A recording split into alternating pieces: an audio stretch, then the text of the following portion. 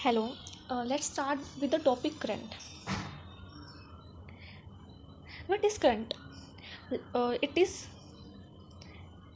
defined as the flow of charge per unit. We have studied earlier that current is defined as flow of charge per unit. So we can derive a formula of current from here, that I is equals to Q by T. Q is charge and T is time. हम इसको और elaborate कैसे कर सकते हैं? हमारा कहने का मतलब है कि जितना चार्ज एक सेकंड में या 2 सेकंड में जितने भी टाइम में फ्लो कर रहा है उसको हम क्या बोलते हैं? चार्ज बोलते हैं. Let us take an example. यहाँ पे मेरे पास एक बल्ब है, ठीक है, उसमें से करंट फ्लो कर रहा है. जो उसमें चार्ज है क्यू है 2 कूलम एंड जो टाइम है वो है 2 सेकेंड का. तो हमारे पास करंट की वैल्यू क्या होगी? What is the value of current? 2/2 it will be 1 ampere. तो जो हमारे पास करंट होगा वो कितना होगा? 1 एम्पियर का होगा. सो वी कैन से कि अगर हमारे पास 2 कूलम का चार्ज और 2 सेकेंड में फ्लो हो रहा है तो हमारा करंट क्या है? 1 एम्पियर है. Let us take one more example. अगर हमारे पास चार्ज है 2 कूलम का और टाइम है 1 सेकेंड, तो हमारा करंट क्या होगा? 2/1. तो करंट क्या हो गया? 2 एम्पियर. तो आप यहाँ पे क्लियरली देख सकते हो, जब हमारे पास जो टाइम है वो कम हो रहा है तो करंट की वैल्यू क्या हो रही है? इंक्रीज हो रही है. What is current? Is increasing. If time is increasing then current is decreasing. तो जितना कम टाइम होगा और चार्ज जितना ज़्यादा होगा उतना ही करंट क्या होगा? ज़्यादा होगा. तो यहाँ से हमें पता लग रहा है कि ये टाइम क्या है? इन्वर्सली प्रोपोर्शनल है और क्यू क्या है? डायरेक्टली प्रोपोर्शनल है. जितना टाइम कम होगा उतना टाइम क्या करंट क्या होगा? ज़्यादा होगा. और जितना चार्ज ज़्यादा होगा उतना करंट क्या होगा? ज़्यादा होगा. सो यहाँ पे मैं लिख सकती हूँ more charge is in less time then current will be more. So what is a unit of SI unit of current? SI unit of current is ampere. We know what is ampere? 1 coulomb by 1 second. Why? Because charge unit of charge is coulomb and unit of time is second. And which is a device we use to measure the current? It is ampere. Device is ammeter. Why ammeter? Because from ampere, am, and meter is a device of meter. Ammeter. We call it ammeter. So ammeter is a device we use to measure the current. Now we will talk what that current is a scalar quantity or a vector quantity. It is a scalar quantity.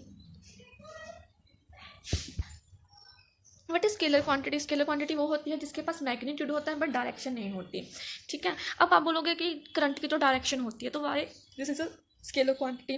तो देखो, जैसे ये हमारे पास एक circuit है, मैं circuit ले लूँ, ठीक है, ये बल्ब लगा हुआ है और ये इसके साथ एक बैटरी कनेक्टेड है. हमें पता है कि जो पॉजिटिव टर्मिनल है या नेगेटिव टर्मिनल है. जो करंट है वो इस पॉजिटिव टर्मिनल से फ्लो करता है इस डायरेक्शन में, ठीक है, ऐसे फ्लो करेगा. ठीक है. जो इलेक्ट्रॉन जो फ्लो करते हैं वो उसके ऑपोजिट डायरेक्शन में फ्लो करते हैं, ये हमें पता है. बट ना ये जो करंट की डायरेक्शन है, ये हमारे पास करंट की डायरेक्शन है, बट जो करंट है वो वेक्टर लॉ को फॉलो नहीं करता. हमें पता है कि कोई क्वांटिटी वेक्टर हो तो उसको उसके वेक्टर लॉज को फॉलो करना पड़ता है. जैसे मैं बोलूँ एग्जांपल कि मेरे पास I1 और I2 करंट है. I2 is greater than I1, ठीक है, I1 is greater than I2. ये करंट इस डायरेक्शन में फ्लो कर रहा है और ये करंट इस डायरेक्शन में, ये I1 है और ये I2 है. और ये थर्ड डायरेक्शन क्या होगी? इकट्ठा होके सम अप होके इस डायरेक्शन में जाएगा I3. अब हमें पता है वेक्टर्स लॉ के अकॉर्डिंग कि I1 minus I2 equals to I3. पढ़ा है ना, जो अपोजिट डायरेक्शन में होते हैं वो क्या होते हैं? सब्ट्रैक्ट होते हैं. तो I1 minus I2 equals to I3. अब हमें पता है कि जो करंट है, जैसे ये इस डायरेक्शन से आया, ये इस डायरेक्शन आया, वो सम अप होके जाएगा, ठीक है. तो यहाँ पे तो वेक्टर्स लॉ के according I1 minus I2 equals to I3 होना चाहिए. पर जो I3 की वैल्यू है वो हमारे पास यहाँ पे क्या है?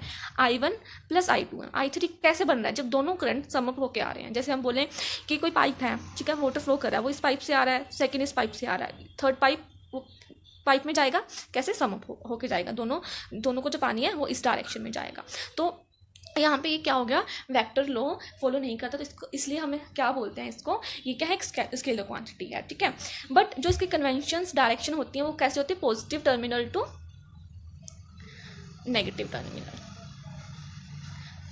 तो करंट क्या होता है, flow of charge per unit time, ठीक है। जितना ज़्यादा चार्ज होगा कि जितने कम टाइम में फ्लो करेगा उतने ही करंट की वैल्यू क्या होगी, ज़्यादा होगी, ठीक है। और उसको हम मेजर करने के लिए कौन सी डिवाइस यूज़ करते हैं, एमीटर यूज़ करते हैं। इसके ऐसा यूनिट क्या है, एम्पियर है, और ये क्या है, स्केलर क्वांटिटी है। I have elaborated why current is a scalar quantity. Now we will talk about types of current. Now we have studied, we have two types of current. First is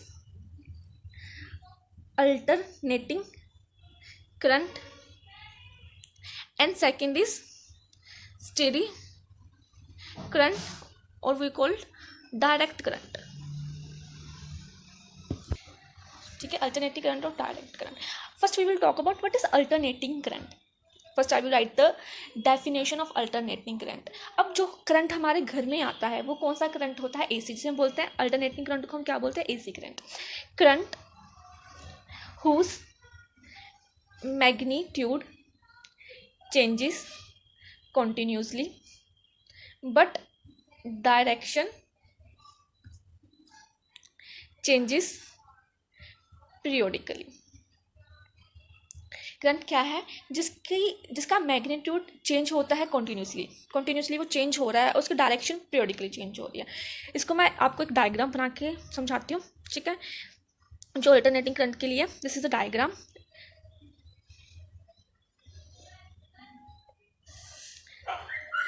ये देखो, ये show कर रहा है, ये current show कर रहा है, ठीक है, आई ऐसे, ठीक है। और ये डायरेक्शन इस साइड है हमारे पास टाइम। अब आप देखो कि यहाँ पे 0 1 2 3 ये यहाँ पे ना से चेंज होता जा रहा है, इंक्रीजिंग, फिर डिक्रीजिंग, ठीक है। यहाँ पे फिर ये डिक्रीजिंग नेगेटिव डायरेक्शन में चला जाएगा, decreasing, increasing, then again decreasing.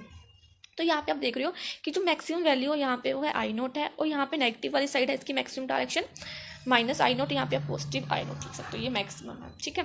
यहाँ पे हमें पता है ये फर्स्ट 180, ठीक है, ये 360 पाई 2 पाई, ठीक है। यहाँ पे हमारा एक साइकिल कंप्लीट होता है, देन ये सेकंड साइकिल स्टार्ट हो जाता है, ठीक है। ये हमारा यहाँ तक 1 पीरियड हो गया, ये 1 पीरियड, ये सेकंड पीरियड, ठीक है। अब आप देखो यहाँ पे क्या लिखा है, current whose magnitude changes continuously but direction changes periodically.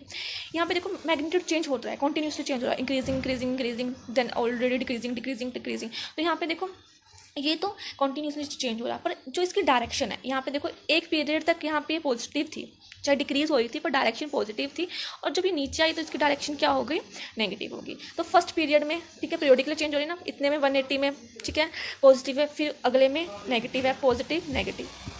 Let me elaborate it more. अब देखो हमारे जो घर में जो वोल्टेज आती है वो होती है 220 वोल्ट की होती है, ठीक है। और जो उसकी फ्रिक्वेंसी आपको पता है क्या होती है, उसकी फ्रिक्वेंसी होती है 50 हर्ट्ज़। अब इस 50 हर्ट्ज़ का क्या मतलब है, इस 50 हर्ट्ज़ का मतलब होता है कि जो ये करंट है वो अपनी polarity positive negative 50 times change करता है, मतलब 50 टाइम पॉजिटिव है, 50 टाइम नेगेटिव। फ्रिक्वेंसी क्या होती है, number of cycles passed in पर सेकेंड, कि कितने साइकिल्स वो पर सेकंड में पास कर रहा है, मतलब जितने में हम बोल रहे हैं एक सेकंड में उसने 50 क्या कर लिए, साइकिल्स पास कर लिए, ठीक है। मतलब 50 हर्ट्ज़, इसका मतलब ये होता है कि जो फ्रिक्वेंसी आती है उसमें हमारी 50 टाइम उसकी पोलैरिटी चेंज होती है, ठीक है। This is alternating current. अब व्हाट इज डायरेक्ट करंट, जिसे हम बोलते हैं DC, ठीक है, direct current. What is direct current, जिसे हम बोलते हैं DC। अब डायरेक्ट करंट वो होता है whose magnitude and direction remains same, ठीक है, जिसका मैग्नीट्यूड और डायरेक्शन सेम रहता है। जैसे यहाँ पे तो चेंज हो रहा था, मैग्नीट्यूड चेंज हो रहा था और डायरेक्शन भी चेंज हो रही थी। ये हमारी टाइम की लाइन होगी, ये हमारा हो गया करंट, तो इसका ये डायरेक्ट लाइन। अब देखो ना ही इसमें डायरेक्शन चेंज हो रही है ना इसका मैग्नीट्यूड। अगर यहाँ पे 50 है ये वैल्यू यहाँ पे, तो 50 ही है, ठीक है, और इसकी डायरेक्शन पॉजिटिव है तो ये पॉजिटिव है, तो इसको हम बोलते हैं डायरेक्ट करंट। अब इसको अल्टरनेटिंग करंट और जो डायरेक्ट करंट है इसको और अच्छे से समझ लेते हैं, ठीक है।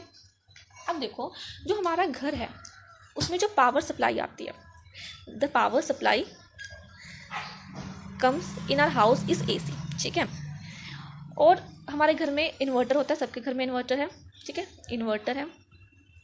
इस पावर सप्लाई के साथ क्या है, इन्वर्टर है, उसके साथ हमारे साथ क्या अटैच है, बैटरी, बैटरी आपने देखी होगी अपने घर में, ठीक है। अब जो जितने भी इक्विपमेंट्स हैं हमारे घर में, ठीक है, ये जितने भी इक्विपमेंट्स हैं वो किस पे वर्क करते हैं, एसी पे वर्क करते हैं। अब जो हमारा पावर सप्लाई होता है वो एसी होता है, जितनी भी बैटरीज होती हैं वो डीसी पे काम करती हैं। जितनी हमारी बैटरीज होती हैं वो डीसी पे काम करती हैं, और जितने भी हमारे इक्विपमेंट्स होते हैं वो एसी पे काम करते हैं। तो जब लाइट चली जाती है तो ये इक्विपमेंट्स कैसे वर्क करते हैं। अब देखो ये बीच में इन्वर्टर लगा हुआ है। इन्वर्टर क्या करता है, एसी को डीसी में चेंज करता है और डीसी को एसी में चेंज करता है। देखो अब सपोज ये हमारे यहाँ से एसी करंट आ रहा है और ये लाइट चलेगी, ठीक है। अब जो बैटरी से ये करंट आएगा, इन्वर्टर क्या करेगा, जो बाकी की हमारे इक्विपमेंट्स हैं डीसी करंट को किस में चेंज कर देगा, एसी में चेंज कर देगा, ठीक है। अब सपोज लाइट आ गई, अब बैटरी को तो चार्ज होना है, ठीक है। तो ये एसी करंट आया, इन्वर्टर ने इसको डीसी में कन्वर्ट कर दिया और बैटरी को दे दिया। तो ऐसे क्या होता है, एसी डीसी में कन्वर्ट होता है और डीसी एसी में कन्वर्ट होता है। अब जो हमारे फ़ोन्स होते हैं, जो चार्जर्स होते हैं, ठीक है, फ़ोन्स होते हैं उसके लिए हम चार्जर्स यूज़ करते हैं। जो हमारी बैटरीज होती हैं